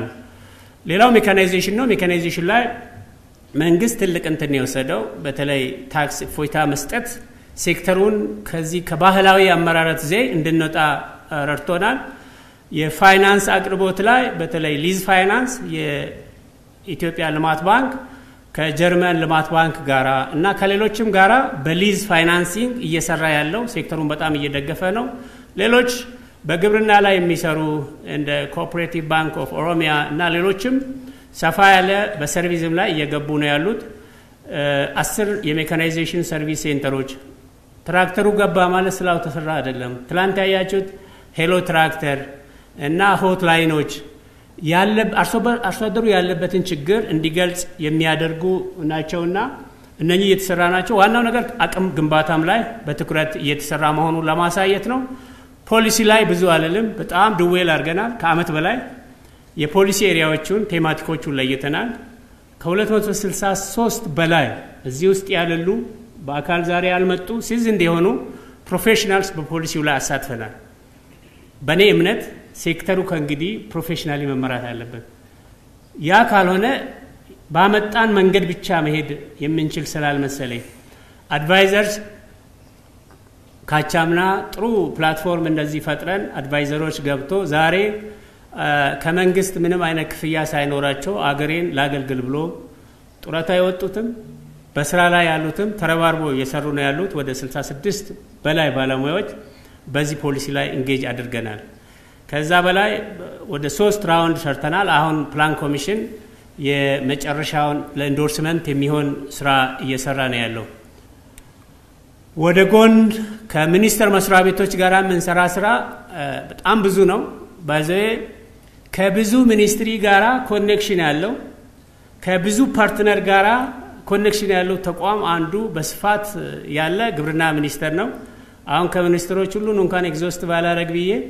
የተወሰኑትን እዚህ ላይ አሳይቻለሁ ለምሳሌ የኢኖቬሽን ሚኒስተር በዲጂታል አግሪካልቸር ላይ ክሎዝሊ እየሰራን ነው አክቹአሊ ቴሌም ገብቶ እየሰራ ነው ያለው የኢሪጌሽንና ሎላንድ ሚኒስተር ደግሞ በኢሪጌሽን ፋርሞች ኢትዮጵያ ባይዘ 10% በላይ የተከፈሩ ፕሬዝዳንት የኢሪጌሽን ስኪም ያለላት ሀገር ናት 90% ዝናብ ላይ ሆኖ የኢትዮጵያን 120 ሚሊዮን ህዝብ መመገብ አይቻልም ዝናቡ ሲከፋው አብሮ እየተከፉ መሄድ አይቻልም የከርሰ ምድር ውሃ አለ የሚፈስ ወንዝ አለ ይሄን እንዴት ኦፕቲማይዝ እናደርጋለን የሚል ርብርብ ይጠይቃል ተረርተን ከዛ አንፃር የሚሰራ ሌሎችም በፕላኒንግ በክላይሜት ላይ ውሃ ላይ በጋራ እንሰራለን አሁን ከተማም የከተማ ግብርና ላይ አዲስ አበባና ድሬዳዋ ላይ ኢኒሼት አድርገናል ደሃው ህብረተሰብ ትናንሽ ከኤንቫይሮንመንት ጋር ሳይጋጭ በከተማ ሊመረቱ የሚችሉ ነገሮችን እንዲያ የማድረግ ስራ እየተሰራ ነው ያለው ጊዜ ስላልለኝ አልሄድም ዲቴል ይሄም ሆኖ ግን ምንድነው ጋፖቹ የሚለው በሁለት በክሮፕ አንድ ሁለቱን በላይፍ ስቶክ አንድ ሁለቱን ብቻ ልጥቀስ ዝርዝሩ ብዙ ስለሆነ አንዱ ቀደም እንዳልኳችሁ ግብርና ምርታማነት ያንሰዋል ፕሮዳክቲቪቲ ምርታማነት ስናነሳ ያው የሰው ምርታማነትም አለ የእህል የመሬት ብቻ አይደለም ይሄ ሁሉ ተሰናስሎ ኢትዮጵያ ያለችበት አማካይ ምርታማነት ከተወሰኑ አፍሪካ ሀገሮች ልትሻል ትችላለች አሁን ያለንበት 2.5 ሜትሪክ ቶን ነው ከነ ታይላንድ ቪየትናም ቻይና አንፃር ሲታይ አሁንም ያነስን እንደሆነን ከሌሎች አፍሪካ ሀገርም አክቹአሊ ኤግዞስትድ የሆነ ሊስት ስላልሆነ ነው እንጂ የምናንስበት ሁኔታ አለ ይሄ ሊታሰብበት ይገባል ምርታማነትን ለመጨመር ደግሞ ለምርቱ ግብአት የሚሆኑ ነገሮችን ጠንቅቆ ማወቅ ቴክኖሎጂ አቅርቦትን ጠንቅቆ ማወቅ ያስፈልጋል ሁለተኛው አሁን ቀደም ግብአት ነው ካልኩኝ ለምርትና ምርታማነት መጨመር የማዳበሪያ አጠቃቀማችን ደግሞ ያለበት ከብዙዎቹ ሀገራት ያነሰ ነው አሁን ደግሞ የማዳበሪያ አቅርቦት ዓለም ላይ ያለበትን ፈተና ታቁታላችሁ እነኚህ ነገሮች ተደማምረው ወደ ኋላ እየጎተቱን ነው ይሄንን ሊቀይር የሚችል አይነት ስራ መስራት አለብን ከእንስሳት ሀብታችን አንፃር ደግሞ የወተት ምርታችንን ነው ማየት ያለብን አሁን ሀገራዊ ፕሮግራም ኢኒሼት ተደርጓል በተለይ ላይፍ ስቶክ ሴክተር ላይ ያላችሁ ፕሮፌሽናልስ አይ ቲንክ ጊዜው አሁን ነው በኔ ግምት መንግስት ጥሪውን አድርጓል በሙያችሁ ግቡና ይሄን ነገር እንቀይር ብለዋል በትንሽ እንጀምርና እናስፋ ብለዋል ኢትዮጵያ ያለችበት ሁኔታ ያሳስባል የዓለም የምግብ ድርጅት ለአንድ ሰው በአመት 200 ሊትር ቢያንስ እንደሚያስፈልግ ያስቀምጣል 200 ሊትር ወተት በአመት በሰው እኛ ያለንበት 70 አካባቢ ነው እሱም የወተቱ ጥራት ምን ሆኖ ሚሊዮን ያው ሁላችንም እናቃለን ይሄን የሚቀይር አይነት ኢንተርቬንሽን ይፈልጋል ይሄ የሆነው አንዲት የኢትዮጵያ ላም በአማካይ 1.5 ሊትር በቀን በአንድ ትላም ነው እያገኘን ያለነው በጣም የሚቀርቡኝን ሌሎቹ ስርቁኝ በጣም የሚቀርቡትን ነው ለምሳሌ እዚህ ላይ ያረኩት 4.2 ሞዛምቢክ ላይ 4.6 ኮሞሮስ ላይ ሌሎቹ ግን እንደዚህ አይደለም 30 ሊትር ማግኘት እንትን ሆነዋል ይሄ ደግሞ ከዝርያ ማሻሻል ጋር ከምግብ ጋር ከጤና ጋር ያያዛል ርብርብ ይፈልጋል ሚሊዮን ኢንዲኬት ለማድረግ ብዬ ነው ሌላው በተመሳሳይ የስጋ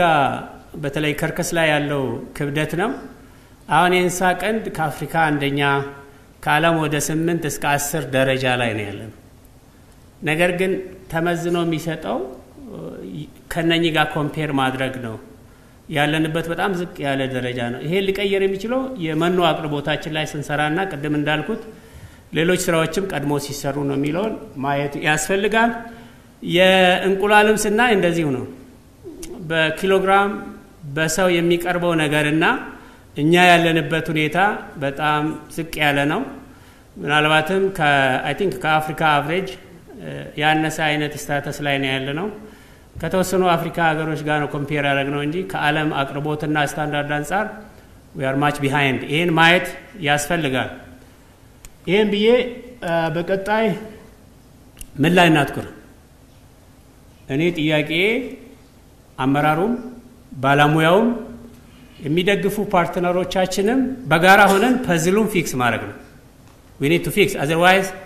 አንዱ ወደዛ ሲጎትት አንዱ ወደ ላይ ሲጎትት እነኚህን አራቱን ፊክስ ካላረግን አይሆንም አንዱ ያለውን ዕውቀት መጠቀም ነው አሁን ሌላ ሪኢንቨንት ማድረግ ላይ መሄድ አያስፈልገንም ያሉ ሎካል ዕውቀቶች ታፕ ማድረግ መቻል አለብን እሱ ደግሞ ጥሩ ማሰብ ግዚያችንን ለዚህ ማዋልን ይጠይቃል ሁለተኛው ኤክስፐርት በዚህ ኢንዱስትሪ ያላቸው ኤክስፐርቶች አይ ቲንክ በጣም ሀብታም ነው በባለሙያ ብዛት ግን በዛ ልክ ባለሙያው የከፈለው ሴክተር ደግሞ አይደለም የኢትዮጵያ ሕዝብ ደግሞ ከተማረው ነው የሚጠብቀው አትሊስት ዕውቀቱንና ቴክኖሎጂውን እንዲያመጣለት ከዛ አንፃር የኢንዱስትሪ ኤክስፐርቶች አንደኛ እኛን ቻሌንጅ ማድረግ ሁለተኛ ደግሞ በሚቀጥሉት ኢንተርቬንሽኖች ውስጥ እናንተ ሮል በአግባቡ መጫወት የመጣ ነገር ላይ ድዌል ማድረግ ይቻላል ቁጥሩ ላይ ግን እሱ አይጠቅመንም የሚጠቅመን እንዴት አድርገን ቁጥሩ ይሁንም አይሁን እንዴት እንቀይረው አገራችን የምትፈልገው ነገር ከዚህ በላይ ነው ሚሊዮን ማየት ያስፈልጋል ስለዚህ ኤክስፐርቲዝ ይፈልጋል እሱ ላይ በደንብ መስራት ያለብን ይመስለኛል ሶስተኛው ሀብት ነው ይሄ ነገር ሀብት ይፈልጋል ኢንቨስትመንት ይፈልጋል አሁን ስሞል ሆልደርስ like 19% 85% of small holders ይዘን የተጓዝንበት መንገድ እኔ ቀላል ነው ብዬ አንደርማይን አላረገም ግን ከዚህ በላይ ለመሄድ የዓለም እንትንን የማይሆን አይነት ቲዮሪ ነው የሚሆንብን እነሱን ማሳደግ አቅም መፍጠር ከፍ ማድረግ ያስፈልጋል ግን ሌሎች የፕራይቬት ሴክተሮችን ደግሞ ኢንከሬጅ አድርገን ማስገባት ካፒታሉና ዕውቀቱ ያላቸውን ፋይናንሱን ያላቸውን ማስገባት ፕራይቬት ሴክተሩን ወደ እንትን ማስገባት ያስፈልጋል አራተኛው ነው የመጨረሻው የፖሊሲና ፕሮግራም ማሻሻያዎች ማድረግ ነው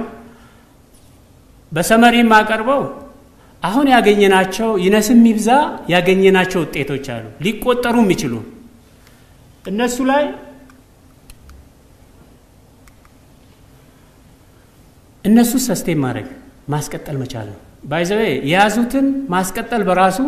አቅም ይጠይቃል ልምድን በደም መቀመር ይጠይቃል ሁለተኛው ግን አሁን አዲስ የምንጨምራቸው በተለይ ሀገራዊ ፕሮግራም ብለን የምንጨምራቸው ለኒውትሪሽን ትልቅ ኮንትሪቢዩሽን ያላቸው የስነ ምግብ ሁኔታችንን ሊቀይሩ የሚችሉ ከኋላ የሚመጣውን ወጣት ህፃናት በኒውትሪሽን ገንብተን ለማሳደግ አስተዋጽኦ ያላቸው በተለይ አሁን በሀገራዊ ፕሮግራሙ የልማት ትሩፋት ተብሎ ሶስቱን ከውስጡ ፒክ ያደረጉትን እንደ ክልሎች ሁኔታ 4 የሚሆኑበት ይኖራል 5 የሚሆን ይኖራል የሚቀንስ ይኖራል ነገር ግን እንደ ሀገር ሶስቱን የወተት ልማት የዶሮ ልማት ስጋና እንቁላሉን አንድ ላይ እና የማር ልማት ሌሎች ከራሳቸው ፖቴንሻል አንፃር የሚጨምሩበት ሊኖር ይችላል ይሄንን ገብቶን በጋራ ሆነን ህብረተሰቡን አንቀሳቅሰን መጨመር አለብን መጨረሻ ላይ ኤክስፖርት በመናስብባቸው ነገሮች በሀገር ውስጥም ለምንሸጣቸው ነገሮች ደግሞ የጥራትና የዋጋ ጉዳይ አሁን ለኢንፍሌሽን አስተዋጽኦ የሚያደርጉ በጣም ፍለፊት የወጡ የግብርና ምርቶች አሉ ምንም ዲናያል የማያስፈልጋቸው ምርቱን ካልጨመርክ በስተቀር እዚህ ጋር ኢንፍሌሽኑ የማይቀየርባቸው እነሱን ደግሞ ለይተን ዋጋው ለህብረተሰቡ አቅም የሚመጥን እንዲሆን ምርቱን መጨመር ያስፈልጋል ጥራት ሁሌ ጥራት ዋጋም ያመጣል ሁሌ ጥራት ኤክስፖርት ላይ ያለንን ነገር ይቀይራል በአለም የፋይቶ ሳኒታሪ ህግ ስታንዳርድ የፈረምናቸው ነገሮች እንድናሟላ ያደርጋል ለሱ ደግሞ ሳይንስ ቴክኖሎጂ ያንን የሚመጥን የሬጉላተሪ አቅም እየፈጠርን መሄድ ይተበቅብናል የሚል ነው ያለኝ ጊዜው ሲጀባቸዋለሁ በጋራ እንሆንና ሴክተሩን ትራንስፎርም እናርግ የመጨረሻ መልእክቴ ነው በጣም አመሰግናቸዋለሁ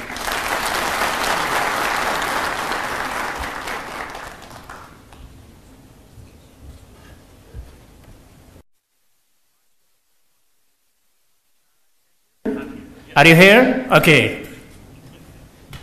Sorry, I had to run between the booths. Thank you so much, Ato Omer. Sorry, I'm acting like two people today. My apologies. Just have to do our best. When the minister says we need to do more, this is what it means. We need to do beyond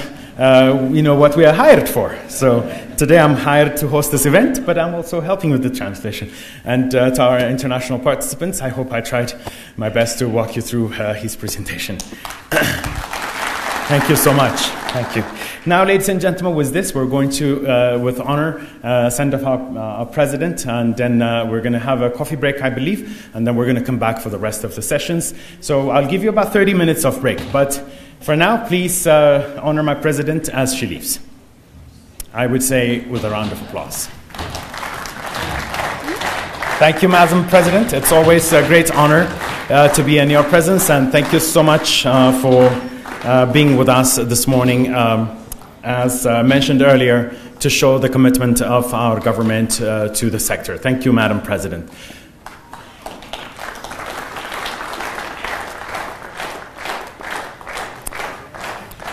Excellencies, ladies and gentlemen, thank you all so much. We will now take a coffee break, I believe. Coffee break. 20 minutes. Okay. My boss is saying 20 minutes. I said 30 minutes. Let's do it in 25. All right. I'll see you in 25 minutes. Thank you all so much.